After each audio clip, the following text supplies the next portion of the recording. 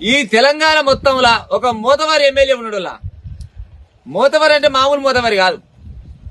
ఆయన వాళ్ళు అంటే ఇక దాచిపెట్టేది ఎందుకు కానీ కేసీఆర్ గురించి చెప్తున్నాయి ముచ్చట. 2 సార్లు అసెంబ్లీకి వచ్చిండు ఇప్పటిదాకా 15 నెలల్లో 2 సార్లు వచ్చి అక్షరాల 57 లక్షల రూపాయలు జీతం తీసుకోండు. చేయని కష్టం తింటేందుకు కనీసం సిగ్గాని అనిపించాలి వాళ్ళకైనా, అది ఎవడైనా కావచ్చు. మరి నీకు ఇస్తాను కూడా సిగ్గులేదు. ఫస్ట్ నీకు బిల్లెట పాస్ అవుతుందో నాకైతే అర్థమవుతుంది. మరి ఇంట్లో మనతో జీతం ఎందుకు ఇవ్వాలని వాళ్ళకు కమిటీ ఉంటుంది కదా.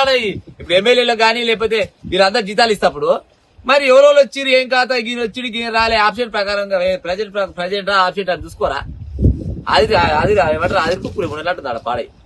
2 సార్లు వచ్చి 57 లక్షల రూపాయలు తీసుకుపోయినావు కేసీఆర్ గారు మీరు. అయితే రోజుకి ఎంత పడుతున్నట్టు నీకు? మరి ఇక రోజుకి ఎంత పడుతున్నట్టు?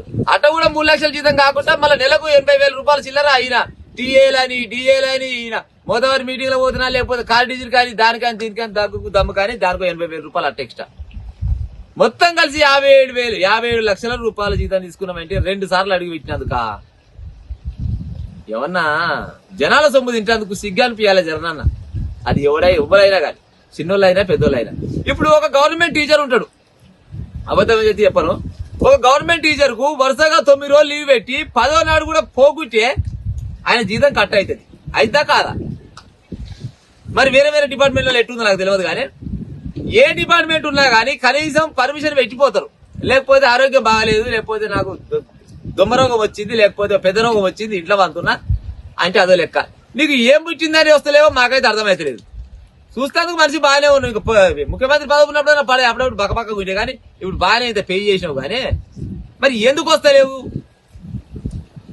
రాకుండా రాకపోయినావు, నీతో లేదు వచ్చేలేదు సచ్చేలేదు కానీ మరి జీతం ఏం తీసుకుంటున్నావు? జీతం జనాల జీతం ఆడేయి 50 లక్షల రూపాయలు జీతం తీసుకొని ఇంట్లో పంతందుక దానికి నీ కొడుకు సపోర్ట్ చేస్తాడు, నీ పార్టీలు సపోర్ట్ చేస్తారు. ఆ యూట్యూబ్ లో ఇష్టం వచ్చాడు మాటలు మాట్లాడితే వాళ్ళని అరెస్ట్ చేస్తా అంటే అట్టడే చేస్తావు అన్నట్టు. అయితే నువ్వైతే ఊకుంటావా? ఇప్పుడు నీ ఇంట్లో కూడా ఉన్నారు, అది ఎవరైనా కానీ. ఇప్పుడు నేను ఒక యాంకర్ గా చెప్తున్నా, మనం ఎంత మాట్లాడాలనో గంతే మాట్లాడాలి. మోటుగా సమాజం చెప్తారు ఈపి గోకమైతే ఈపే గోకాలి, పిర్రగిస్తే ఇంక వేరే పని అవుతుంది. అవునా కాదా?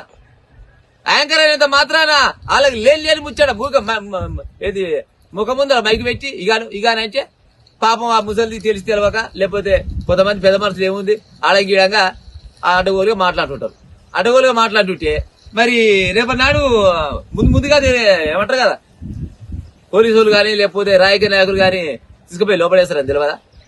అట్టనే చేస్తా అంటే అట్టేటే చేస్తామంటావు. అంటే ఏమైనా గిసోటి పని కోసమే నీకు జీతం ఇస్తారు. అయితే ప్రభుత్వాన్ని తిట్టూరు మీరు, లేకపోతే ప్రభుత్వాన్ని ఏడుకొస్తే ఆడికే మాట్లాడుని గాపాన్ చేస్తా అనుకున్నావా? నువ్వు ప్రతిపక్ష నేత ఉంటావా? ప్రతిపక్ష నేత అంటే నువ్వు అసెంబ్లీకి పోతే దద్దరి ఇల్లాల. వాస్తవానికి 10 ఏళ్లు ముఖ్యమంత్రి పదవి చేసి దగ్గర 20-30 మంది ఎమ్మెల్యేలు చేతి కింద పెట్టుకొని ముఖ్యమంత్రి తర్వాత ముఖ్యమంత్రి అసలు పని చేయాలి నువ్వు.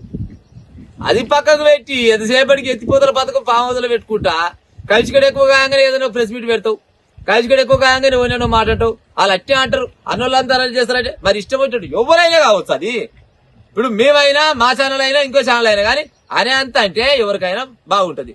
ఎట్లా మైక్ ముందలు ఉంది, కెమెరా ముందలు ఉంది కానీ ఇష్టం వచ్చినట్టు మాట్లాడి నడుస్తుందా? అది కరెక్ట్ కాదు కదా. నువ్వు చేసిన అప్పులకే క్లియర్ గా చెప్తున్నారు, పాత అప్పులకే 1,50,000 కోట్లు అంట. కేసీఆర్ చేసిన అప్పుల వడ్డీ కోసమే 1,53,359 కోట్ల రూపాయల వడ్డీ అసలు కాదు. ఇక అసలు ఎన్నడూ తీరదు ఇది. ఈ తెలంగాణ మొత్తం పక్క రాష్ట్రానికి కమ్మినగా తీరనట్టుంది. ఈ సన్నాసులు అంతా చేసిపోయిన అప్పు పాడైపోను. పుట్టిన బిడ్డ కానించి కడుపులో పడ్డ బిడ్డ కానించి సచ్చిన ముసలి దాకా ఇవాళ దస్తరా రేపు దస్తరా ముసల్దాన్ దాకా అప్పే ఉందంట. ఎవరి కోసం చేసిర్రా నాయన మీరు అప్పులంటే?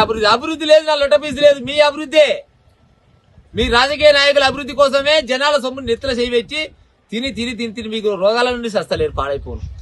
నీ అప్పుల వడ్డీ కడతాందుకే గిన్ని లక్షల కోట్ల రూపాయలు అయితే మరి ఎన్నడూ ముందర పడుతుంది తెలంగాణ ముందర పడుతుంది? ఇక ఎన్నడూ పడదు.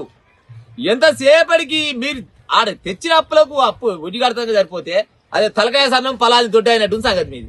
అంతే కదా మరి. ఇక తీరుస్తారు అప్పులు, ఎట్లా తీరుస్తారు? మళ్ళీ ఏమైనా తీరుతామంటే గట్టి పాత పూత భూమిని ఏమన్నా వేరే పెడతామంటే భూములు ఎట్ట అమ్ముతారు? మీరు సుధపూసల మీ ఓని భూమి అమ్మలే, ఓని భూమి గుంజుకోలేదు. ఎంతమంది భూములు గుంజుకోలేదు నాయన మీరు అంతా కలిసి ఆయల్లా? ఎన్ని సంస్థలు అమ్మలేదు, ఎన్ని ప్రైవేటీకరణ చేయలేదు, ఇవన్నీ జనాలు మర్చిపోయిరా. ఇట్ట అనొద్దు, ఇట్ట అన్నోడు మంచోడు కాదు మీ దగ్గర. ఎంతసేపు మీరు ఏం చేసినా కానీ సై అనాలి. సరే ఇదంతా పక్కన పెట్టాలి కానీ, సరే సందర్భం వచ్చి కాడికి చెప్పినా కానీ నీ 50 లక్షల రూపాయలు మాత్రం ఎన్ని తీసుకున్నావు అన్ని ఆడ పోయి గవర్నమెంట్ వాళ్ళకి మూల్యం లేక చెప్పినా. నువ్వు పహలేలు పిల్లగాని కావు, నువ్వే పేదోరు ఏం కాదు. 100 ఎకరాల ఆసాయం నువ్వు. ఈ పహలు తక్కువైనా నీ తిండికి ఏమెక్కడ తీసుకుని చెప్పు రా. అసెంబ్లీకి బరాబర్ వచ్చి ప్రజలకు ఉన్న సమస్యల పైన కొట్లాడి ఏమైనా పనుంటే ముక్కు విడి చేపించి నీ కష్టం చేసిన నాకు జీతం రని చెప్పాలి. ఎర్రటెండలో కాయ కష్టం చేస్తేనే ఒక్కొక్కరు కూరల జీతాలు ఇస్తలేరు. నువ్వు ఏం చేస్తున్నావని నీకు 10 లక్షల జీతం చెప్పు.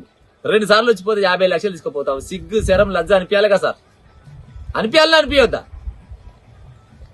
తింటే తిండి పెయ్యి పట్టాలి కనీసము. మీకు నిజంగా నిన్నే కాదు, నీకు బిల్లు పాస్ చేసినట్టు కూడా సిగ్గేది. ఫస్ట్ నీ నెల జీతం నీ అకౌంట్లో వేస్తారు కదా, వాళ్ళు ఎట్టేస్తారు అసలు ఎందుకు వేయాలని వాళ్ళని అడగాలి.